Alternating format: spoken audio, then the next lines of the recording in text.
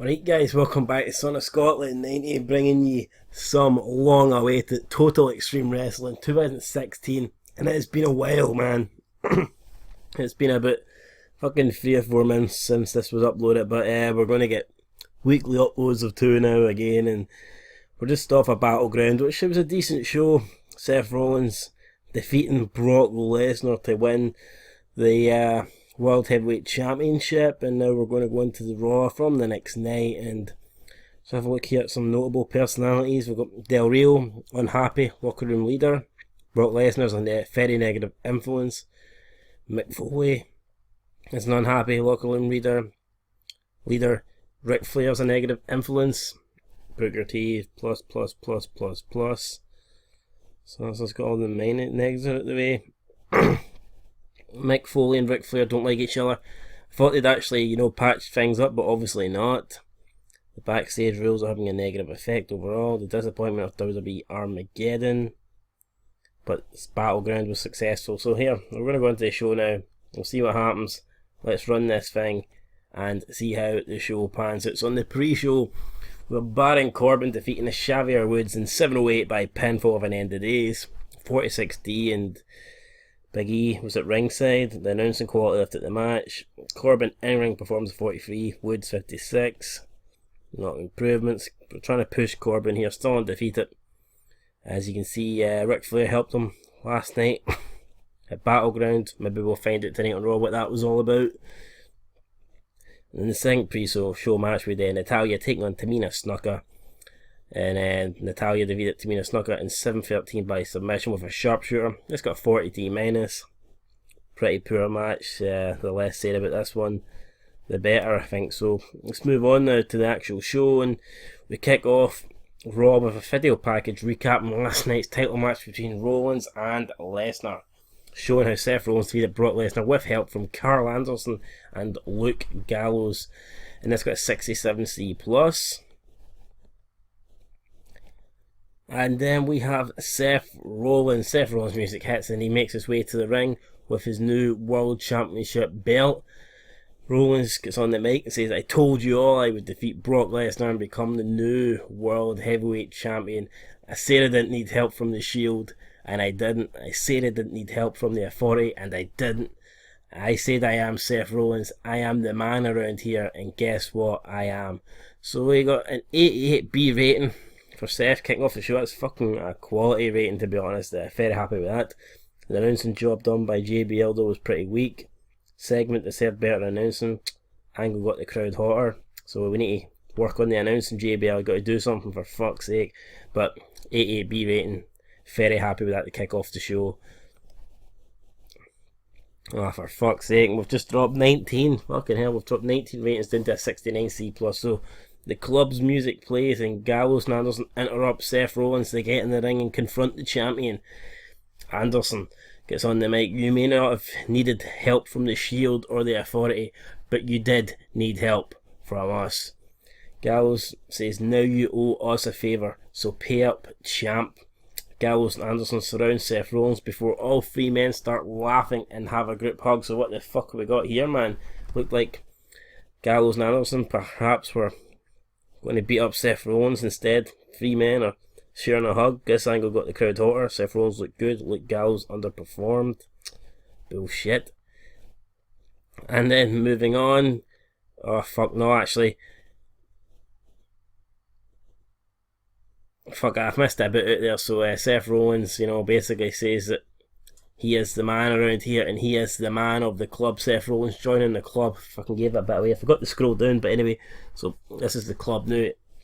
Seth Rollins in charge of the club. And next segment we have Paul Heyman, who comes out and he basically just he goes, ladies and gentlemen, and by ladies I mean you three in the ring, you better keep holding hands and hugging, because Brock Lesnar is going to be here tonight and my client is going to, the beast incarnate is going to kick your ass, blah blah blah. 71 B minus rating here for that.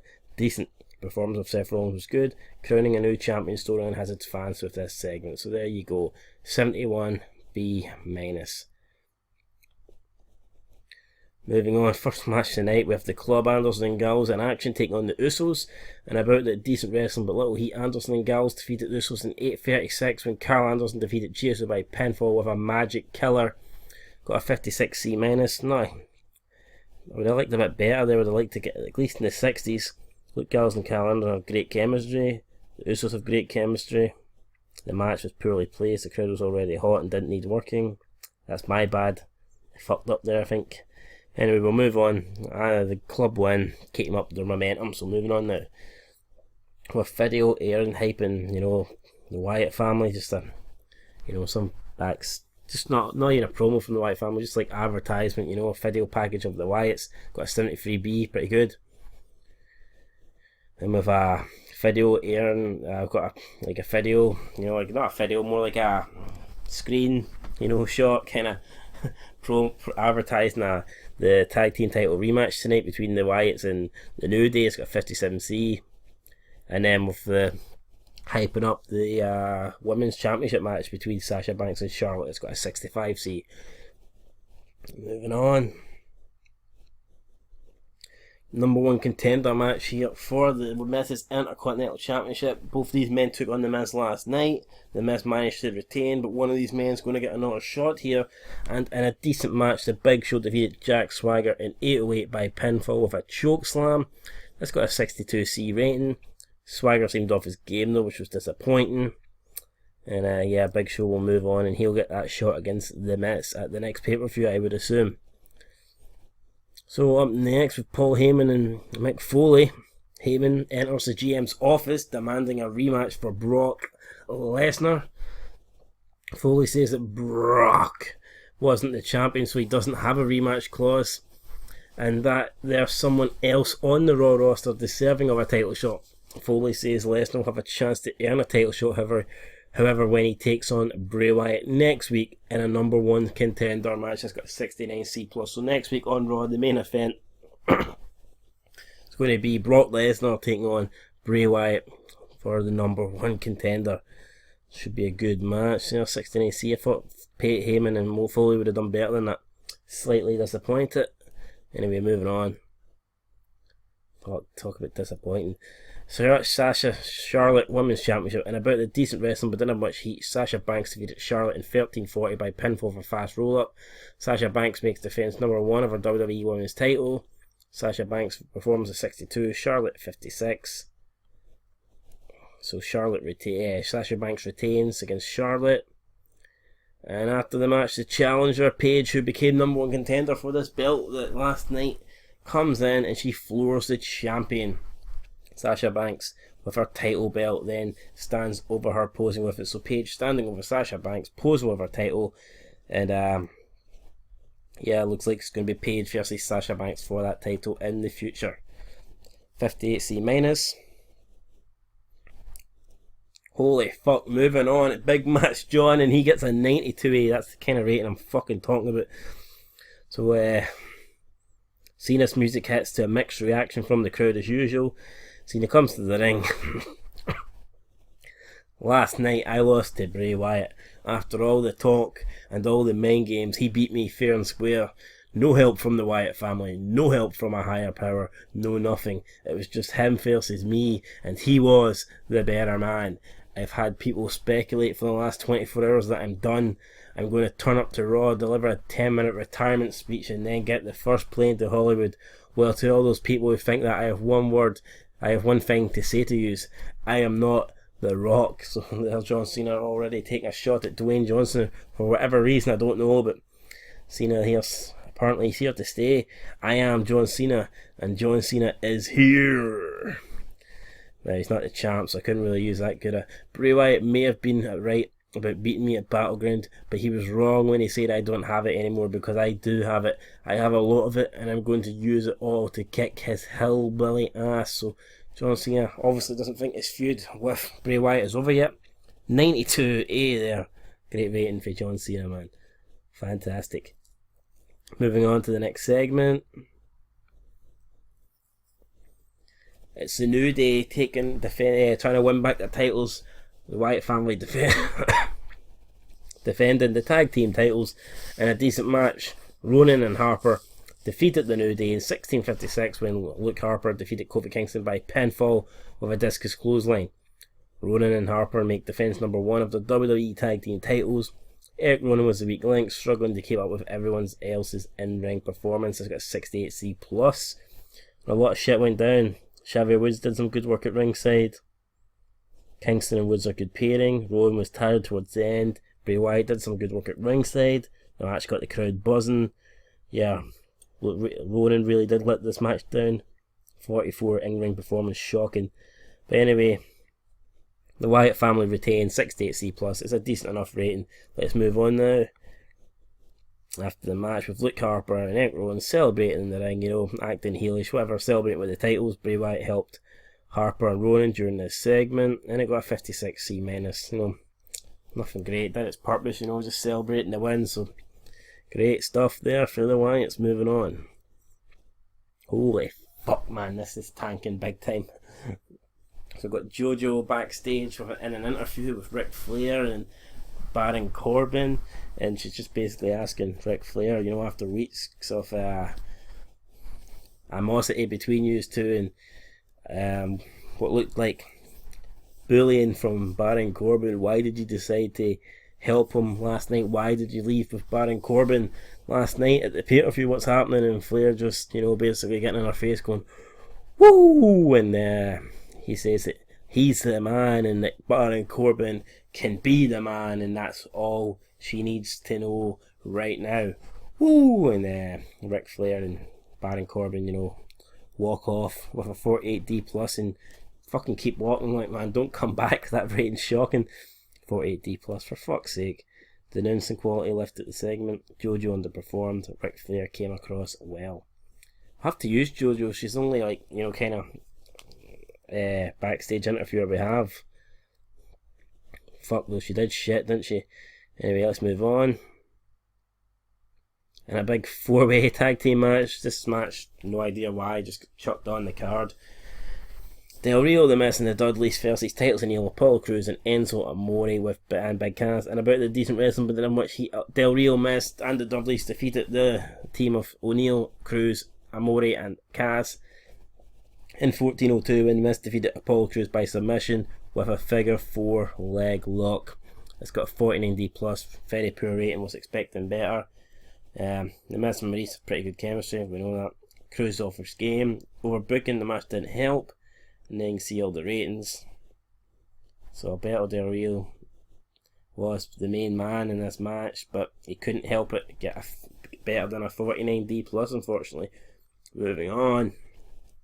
Bit better. We get see camera cuts to the backstage and we see Brock Lesnar entering the arena. He's here, and this I got a 75B-. Not bad for Brock, just entering the arena. We'll take that all day. Last match of the night, and about the decent wrestling but little heat. Becky Lynch defeated Alicia Fox in 7:23 by submission with a disarmer. Got a 70C+. Very good actually.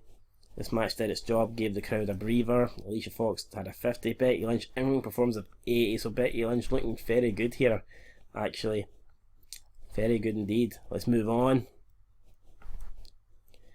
And next up, we did Anderson and Gallows in the ring, calling it Brock Lesnar. They tell Brock if he wants revenge, they aren't hard to find. So the club, they are setting a challenge to Lesnar, basically, saying that if he wants revenge, come and get them. They're right there. So Lesnar's music hits. Lesnar runs out and gets straight in the ring. The club, Anderson and Gallows, though, begin to beat down Lesnar, but soon Brock gets the upper hand and delivers a few F5s to Gallows and Anderson before grabbing a chair from the ringside and begins to punish the club. That's got a 68C+. The announcing job was pretty weak by Cole, Bradshaw and Booker T. Holy fuck, that's actually bad. Angle got the crowd hot. The performance of Brock Lesnar was fantastic. Great, that's what we want. Great fucking stuff. Brock Lesnar, fantastic. Next with Seth Rolllins, he appears on the Titans run with his title. He tells Brock if he wants this belt, then come and get it in the parking lot. Brock wastes no time and heads straight for the back. So with Seth Rollins on the Titans run, he's in the parking lot. He's got the belt. He's basically telling Brock to come and get him, and Brock obviously going to do what he's been told he's going to go and get him. This crowd got the angle even hotter. 84B plus, good rating. And the final rating, the end Raw here. Lesnar arrives in the parking lot and spots Rollins across the other side of the lot. Brock charges for Rollins before a sickening thud sends him to the floor. Michael Cole, oh my god, Lesnar just got hit by a car. Lesnar just got run over. Vintage hit and run. Fuck, I don't know.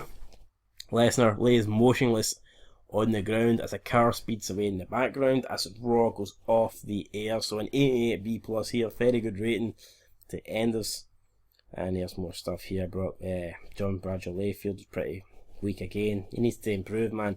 Anyway, the performance of Brock Lesnar was good. Guys, what did you think of the show? I thought it was, I thought the big segments were good. Brock Lesnar stuff was good. John Cena was excellent. The rest was pretty weak. I think we're going to be in the 70s. Probably high 70s, I think. Let's see what we got. An 81B, well, you know what, we'll definitely take that, because I don't think it was a great show, apart from the Seth Rollins club, Brock Lesnar, John Cena stuff. I mean, the Wyatts did alright, I suppose, the Wyatt stuff was decent as well, but apart from that, it wasn't the greatest show on earth. So, 81B, very happy with that. And yeah, a good showing from Raw here. Might be one of the best Raw shows we've done. Don't quite know if it's the best, we'll have to check that here. Now you can see, guys, that Raw is actually our joint best with WWE Battleground with an 81B, so definitely strong stuff there. Let's have a quick look at our top match still. It's Seth Rollins defeating Brock Lesnar from Battleground. Number 2 match is Bray Wyatt defeating John Cena. So now you see Battleground having 2 of the best matches we've done, and if you go down the list, there's no more for Battleground. We've got one for Armageddon, which apparently sucked. That pay-per-view didn't do well. What do we have in the top 20? We got another one from Armageddon. From 20 down to 30, got Battleground again. Armageddon. So anyway, guys, there you go. What else we got? Top 100 attendances. Armageddon got a far bigger attendance than Battleground did, but Battleground was a better show. Pay-per-view buy rates 0.59 for Battleground. I think Armageddon was exclusively on the network, if I believe. I think it was. So we'll get the quick schedule. What pay-per-views have we got next? It is WWE SummerSlam, so it's going to be a big pay-per-view. And yeah, it's going to be dual exclusive brand, so it's going to be Raw and SmackDown competing there, so it should be a good pay-per-view, and hopefully we can make it better than you'd think that it should be, better than Armageddon and Battleground. So yeah, guys, that's it. Going to be getting more to upload it on a more regular basis. So yeah, thanks for watching, guys, and stay tuned for SmackDown, which will be uploaded hopefully within a couple of days. And until next time, guys, this is Scotland 90. Peace.